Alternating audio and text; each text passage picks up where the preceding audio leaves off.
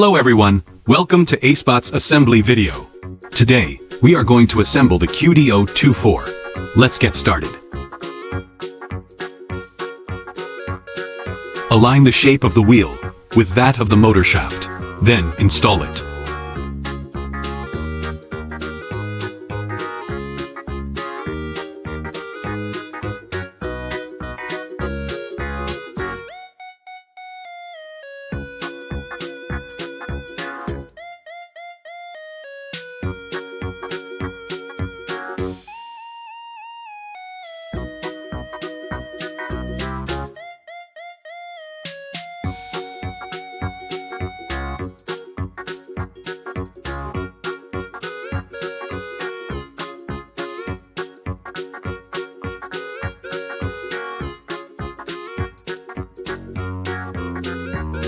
Be sure not to reverse the positive and negative terminals of the battery.